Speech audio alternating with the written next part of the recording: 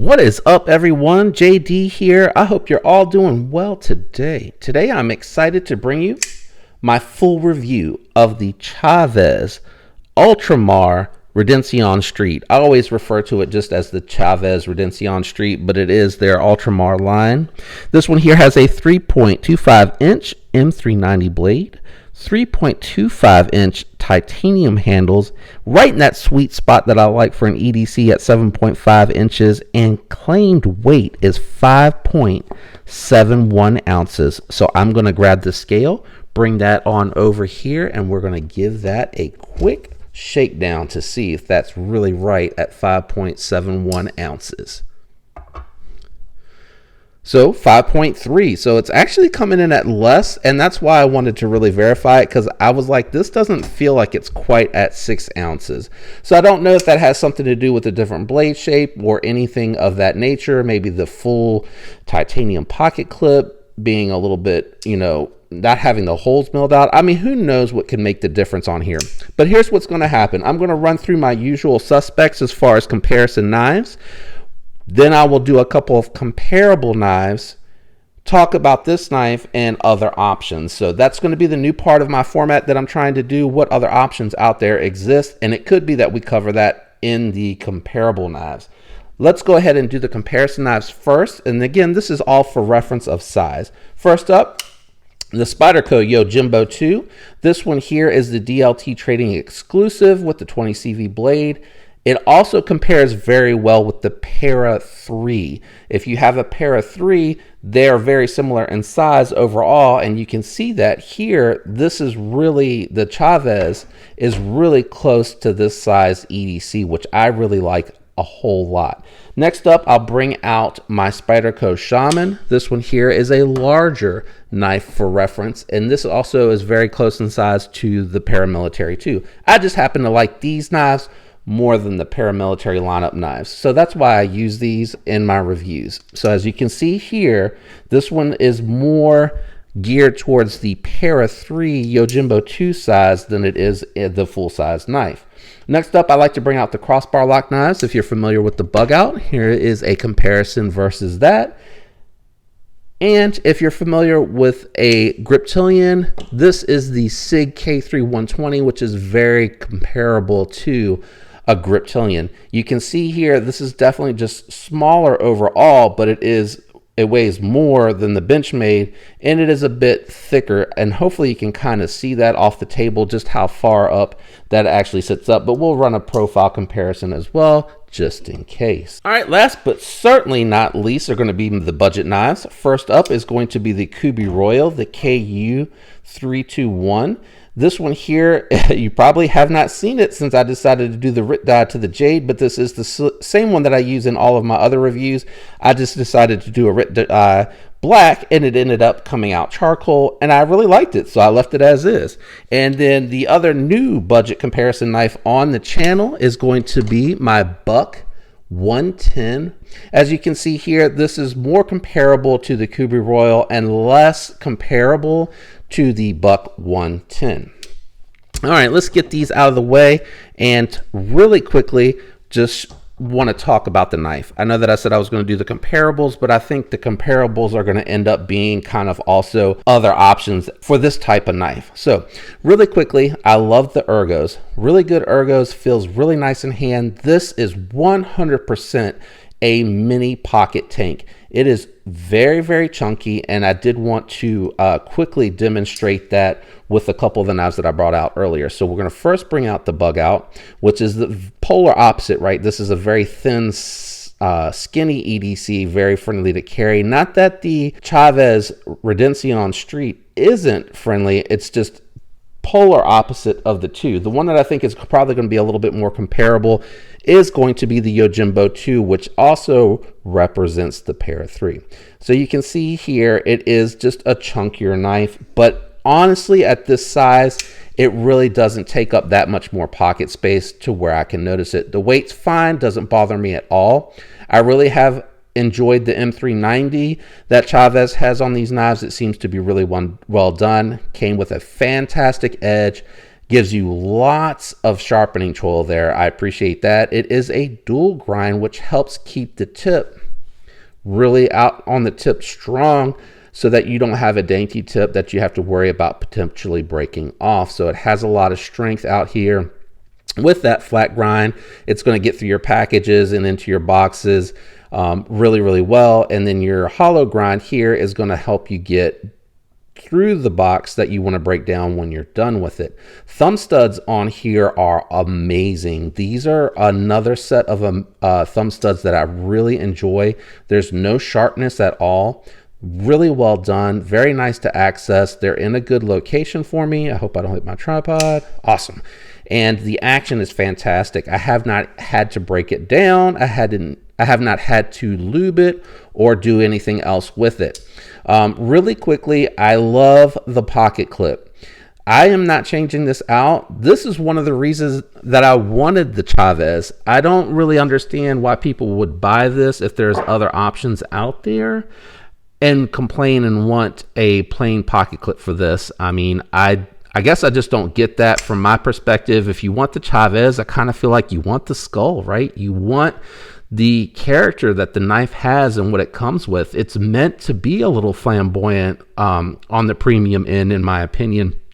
But I get it. You know, if you are a consumer and you love everything about this knife but the skull, you really don't have an option. The only thing that I wish is that they would have left it internal. And if you really wanted it, you're going to have to take it apart and change it out. Like, you're not going to go in from the top. I think it kind of took away from the look, because now you have the screws going through either set of pocket clips. But that's a small complaint. It goes in and out of the pocket really well, and I have not had any issues with actuating the knife. As far as deployment, I can even reverse flick this, which I really appreciate. Felt that a little bit in the cut. That's still healing up too. Let's see, what else can I talk about? Jimping. The jimping on the spine, that's really nice.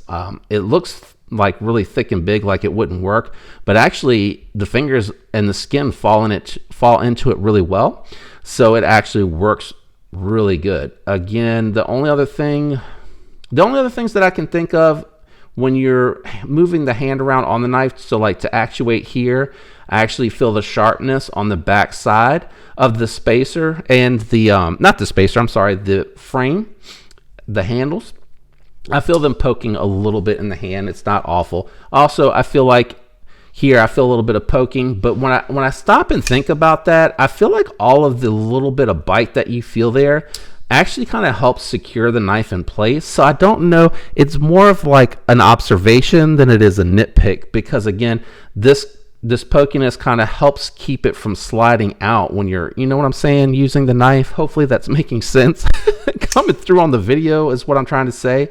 The last thing I'm going to point out is I've seen reviewers talk about the very late engagement with the detent ball when unlocking the knife. And yes, it is a very late detent. Let me tell you why I love that, which is probably going to be crazy to a lot of people. I love that because I can unlock the knife, let it rest in that position, move it past the breaking point, and then guillotine shut it. What I don't want to happen is, if I'm going to lay this flat for this example, I don't want it to, and I'm still on that detent engagement, I don't want it to get over the break and come into my finger, because you can see the sharpness there, and it happens sometimes.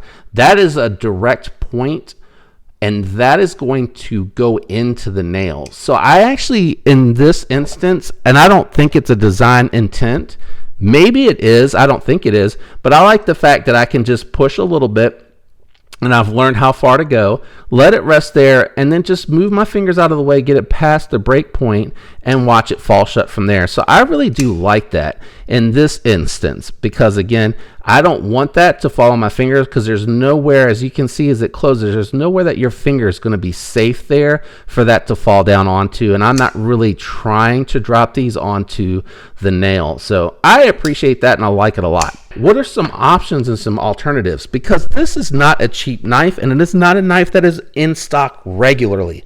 They're very limited runs, limited supply. They're hard to find these days.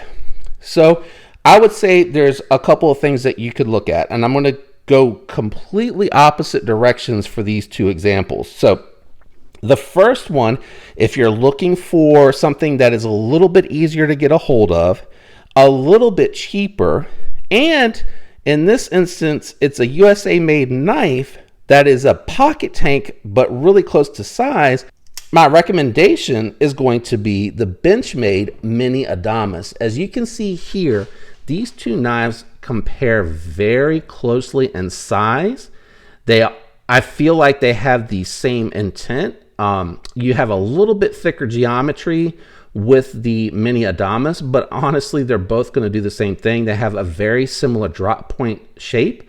Now, the handle's approach is a little bit different, but as you can see here, they're both very chunky knives. And if you like those pocket tanks like I do, I kind of like a lot of stuff. You probably see wildly different things on my channel, but that's because I really do like a lot of different things. So my first example or alternative recommendation is going to be the Benchmade Mini Adamas.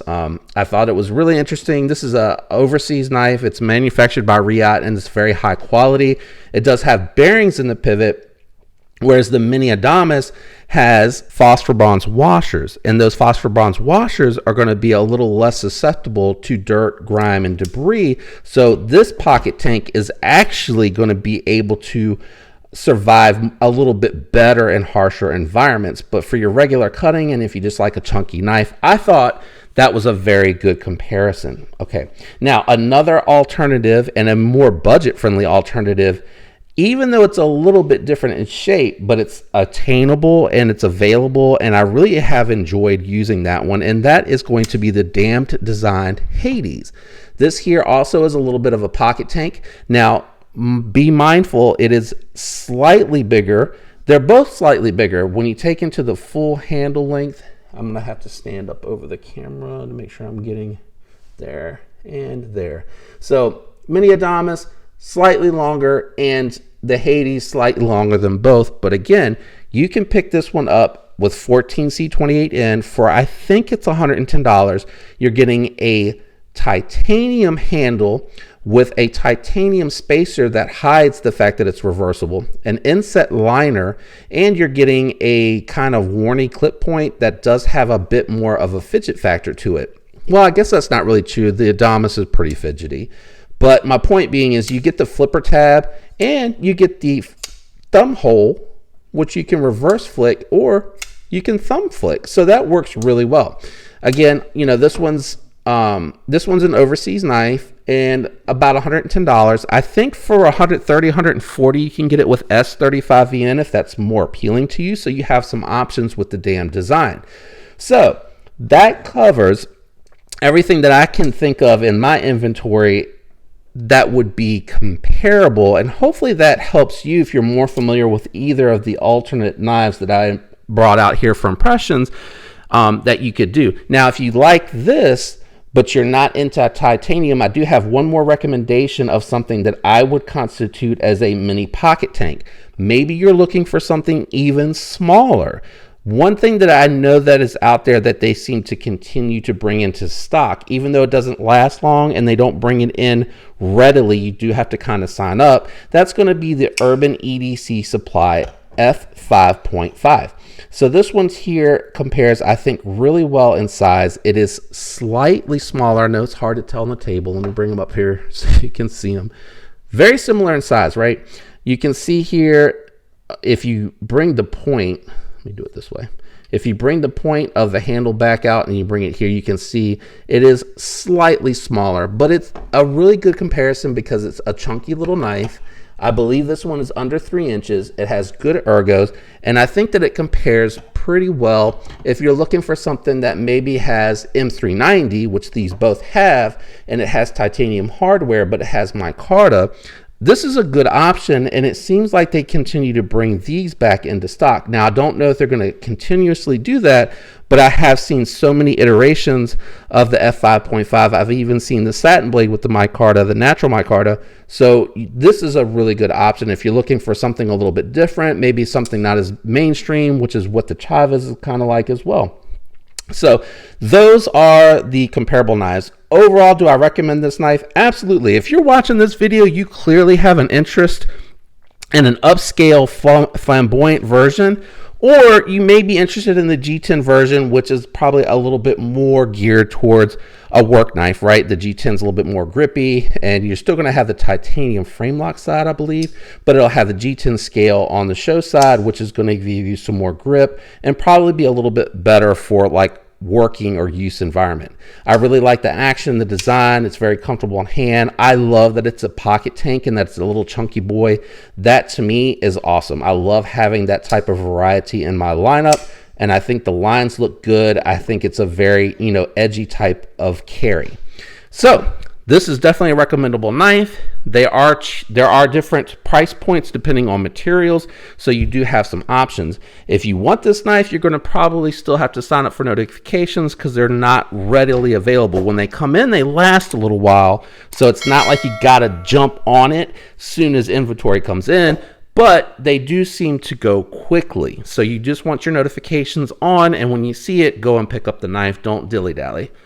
That is it. That's my review of the Chaves Redencion Street. What a mouthful, guys. Thanks for tuning in. If you enjoyed the video, do me a favor, leave a like. Don't forget to subscribe and hit that bell. Switch it to all so you get a notifications for all the future content that comes out there.